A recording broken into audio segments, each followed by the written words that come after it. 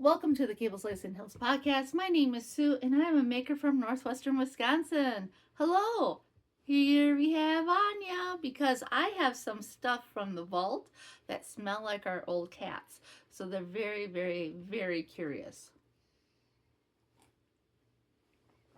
I am recording this podcast a little early because I will not have time over Christmas break to film or record, and I thought I would just take this moment in time and do it now so I don't miss any weeks. So what I'm wearing is what I call my Christmas sweater, otherwise known as the Audrey. I have talked about this at length in other podcasts. I used wool of the Andes, worsted weight yarn. It's 100%, I want to say, Peruvian wool. The pattern called for a 2-color sweater, but I really liked these 3 colors together, so I did finagle the yoke a little differently. So the tips of the green are in the red. The color cream is called Cloud, I believe, and then the green is called Seaweed, and the red is called Cranberry. It was relatively an easy, quick knit. I really enjoy wearing this sweater. It has held up pretty well. I finished it last fall, I believe, last early winter, and so I have been able to get a lot of wear out of this. So I am going to talk about crochet today. Now, I have made my daughter a number of crochet stuffed animals. I only found a few more. I have showcased some in a previous podcast, but these are all new. And I am going to highlight 2 different authors. One is Stacy Trock. I have this book from her, and then I have one more, but I don't remember where it is. And then I have this book from her. I have made a lot of, and I mean a lot of things out of this one. The thing about Stacy Trock is that she does everything in the back loop, and I am too loose of a crocheter to do it in the back loop, so I did it in both loops for, oh no, actually on the 2 that I'm showing, I did it in the back loop. I just had to be really, really tight. She is a good author. Or designer. I have made quite a number of toys. For example, look at how cute those are. I gave away a lot of these toys. Very simple process. I do have the panda somewhere, but mine looks surprised. Oh, and I also made the kiwi. My daughter has one of those.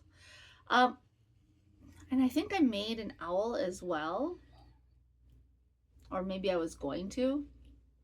I have started the snail, but I never finished it. I have like his body, and then I was waiting to get some eyes, and then time passed and my daughter stopped wanting toys all the time.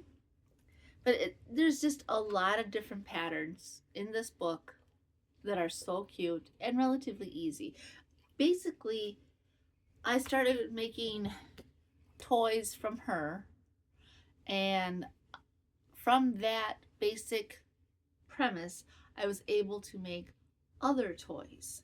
And like from, do I have one? Oh, I don't have it right here. I must have put it down somewhere. I thought I brought the bird. I'm going to just look for it real quick. Okay. I also made my daughter a number of these birds, which were super simple to do. I made her one in white and yellow and dark yellow. They're very cute.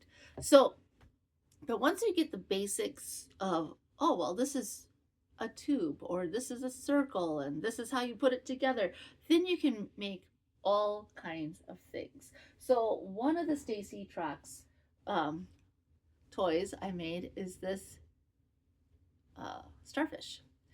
I did not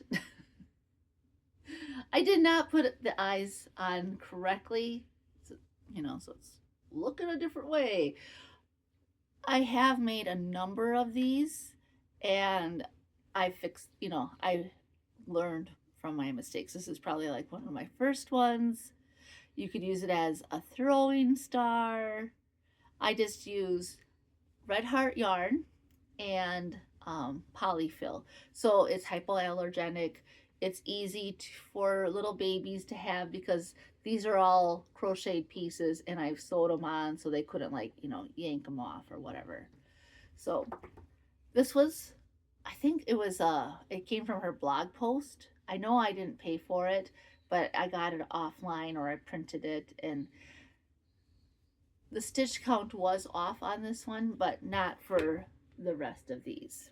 And I have a lot more of her toys, but I could only find these. And then I made this penguin. This was kind of intense. I didn't know what I was doing. I was teaching myself all of these things. So I knew how to crochet.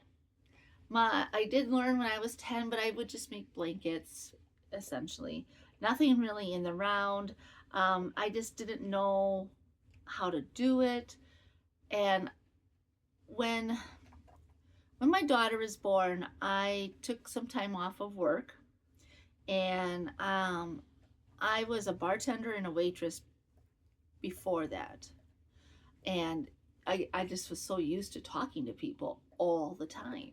And then all of a sudden I'm at home all the time with an infant or with a little toddler. And I'm like, I'm going crazy. I need something else to do besides clean my house, take care of my child and my pets. I need something else. And so I started crocheting again, and I made my daughter a blanket. And then I thought, well, I might as well make her toys and whatnot. So she would help me pick out toys. And this was one of my first ones. That's why it looks so wonky. Plus, she played with it a lot, and it is, polyfill. So you do all these individual pieces. It's been in storage for a while, and that's supposed to look like feet. Do all these little individual pieces, and then you sew them on. And that was really frightening for me. I didn't know how to do that, and I was actually really scared. And you can see I didn't do a really great job because I got right into the eyes. If I had done this again, I'm looking at it. So, it's off center. So I think I would have put this on first. I think they said put the eyes on first. But, the eyes are kind of wonky. One's higher than the other. But it's still a well played with toy. And it makes it very unique looking.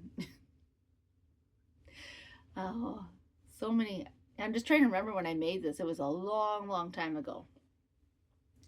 So then one day I was looking at one of her baby books. And since I was making all of these toys, I made dogs. I made all kinds of stuff. Once you figure out, oh, well, this is a tube. And I can make this color and this color, it's a tube. This is a cat. I will talk about this in a second. And here's another cat, which you can see. But once you have a tube here, you start with one color, go here, go to a certain length. You got a little round head. You can make ears. It's real cute. So I was looking at one of her baby books, and I was, what was it? It was it was more of a teaching baby book, like, what colors do you see? Can you find the octopus? And the octopus, I actually made a hat for this, but I couldn't find it. This is red heart. All of this, except for one, is red heart yarn. So I looked at the octopus, and it had rings of color. And I'm like, that's crochet. And then because the rings of color, I could count how many rounds was each color. I think it was like 3, maybe 4 rounds. And I'm like, well, that's just a tube. So, and then I figured out how big this was by looking at the picture, and I made my own octopus. I do have another one somewhere, and when you put the hat on it, it looks so debonair. But I just, the smile is a little crooked and the eyes are a little spaced far apart, but it kind of looks like an octopus because they have wonky eyes too. So this is, I don't know if they make this color anymore, but this is the color Monet, which I just love, and I have a lot of products or a lot of items I have made out of this color. But I just made the 8 legs and the head, and then I stuffed it. I think I stuffed the whole head, and then I crocheted it closed, and then I attached the legs, and I just sewed it on. And thankfully this color is so easily blended that you can't really see any mistakes whatsoever. So this was really a fun project, and I realized by teaching myself this, I can make a dog of my own design, which I did. I gave a lot of these to my nieces and nephews.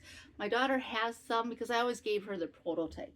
But then my grandma, my crocheting grandma, she had made my cousin and my aunt cats. I got a donkey, which is off, I know where it is, but I didn't get it. So I asked my aunt if she could bring her cat and I could like copy her pattern. So when I counted the stitches, like how many rows, and I could kind of guess how many stitches around, and then I just kind of freehanded this. I have another one. It's called my surprise cat because the eyes look crazy, but I couldn't find it. This was my second cat. My daughter wanted a white cat and with pink, white and pink. So I gave it smiling eyes and a smiling face with little pink feet and little pink ears, which is the same on the other side. I did practice and test out a lot of different ears because I wanted it to be white on the back side, but it was too heavy. So I just accepted the fact that it was going to be pink on both sides, and she liked it, so it didn't matter. So here's one kitty. And then when I got some cat eyes from Joann's, these are just the plastic eyes. I like these better. And then with this one, I also put some gray thread here. Can you see? For whiskers. So she wanted Sasha, but Sasha was white and black, and I only made it black because I just did. This was harder than the white, but the white was also hard. Black and white, they just sometimes it's just hard to crochet with them or knit. It's so cute. But same premise. Tube, tube, tube with a taper, kind of a round head. So then I really wanted to make her name. I only made the one letter. So I got this book because I thought, really want to learn how to crochet letters. And I was looking it up online and it was just so confusing. And then I found this book. What's her name?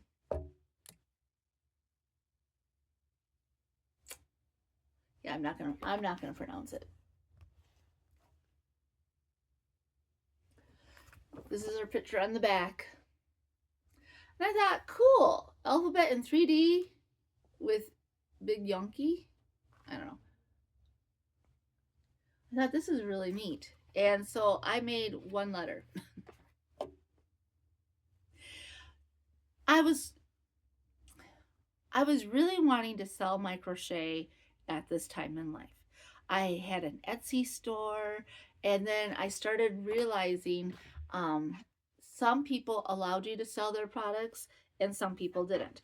Now, I did have a bunch of her products on my Etsy store, which I have disengaged since I I mean, I still have an account, but I don't have a store active right now. But she stated in the beginning of the book here that you are able to, like, it's on the title page. So in here, the crocheter designer or knitting designer or whoever will state that you are able to sell their designs if you give them credit, or you are not allowed to sell their designs at all. Which I get. I mean, I get, but a lot of times you want to make things and you're a stay-at-home mom at the time and you really want to make a living somehow because times are tough and you just want to bring in some income, and you think, "Oh, I'm going to get this book and then I can make letters, and then people could, have the letter for their child on their bed or whatever." So I looked at the title page, which is a little further up. Is it? I do not know. Nope. So I looked at her title page, and it states explicitly that you are not allowed to sell her designs.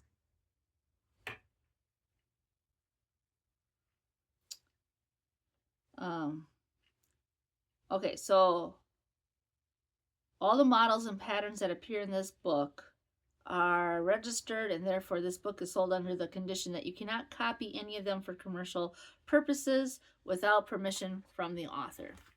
And I wasn't going to do that. So I just made the M for my daughter. Essentially, you make 2 pieces like this, and then you make a long piece like that, and then you sew it all up. So I sewed it all up on one side, and then as I sewed up the second side, I would stuff it. I didn't stuff it enough. At the time, I thought I had. It was an okay pattern. Obviously, I didn't really want to spend my time making this if I couldn't sell stuff. I did make a lot of these. I didn't sell any toy on Etsy because the amount of work that goes into something even this simple, then you charge what you need, and then you give free shipping, and at the same time you're still only banking maybe $2 an hour. And I even timed myself. So I ended up taking all of these that I had made for my Etsy store and gave them away as presents, which was a lot better anyway, because then, friends, family, co-workers could get a little something for their soon-to-be baby. Now, the last thing I'm going to discuss, I did get this pattern off of Etsy. And I made this for my daughter. It's a rabbit. You can take off its clothes. This is made out of that, I want to say Chanel yarn. It's that soft, plushy, acrylic yarn. I got it from Walmart. So I made this after school. And I would come home and I would make an ear or the head, and I got the good eyes for it, and I really stuffed it well. And these were harder to do than anything. It wasn't like real hard, but it wasn't easy. And then I sewed it all together, and when I was making this, before the ears came on and I put the eyes in, it really freaked out my cats. So this is a little bunny, and it is wearing a frog hat. And I mean, was just so cute. And I did buy, there was a deal. It was buy like all 3 patterns and get like 50% off. And I'm like, well, heck yeah. So there's a bear and there's something else, but I only made the bunny. And it's so adorable.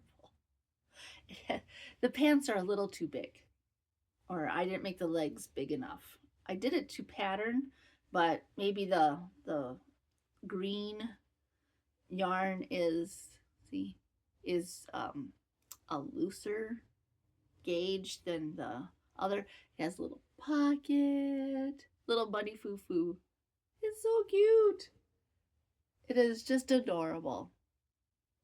I had a lot of fun making this. A lot of fun. So essentially, with most of these items, it's all a tube, depending on how you increase or decrease, depending on how long you make it. And then you have lots of presents for a lot of kids. So I hope that you're all doing well. This is now going to be released. This podcast is going to be released in the new year. So happy 2026, everybody. I hope we're all doing well. This is a short little podcast because that's all I have to show you. I would recommend these books.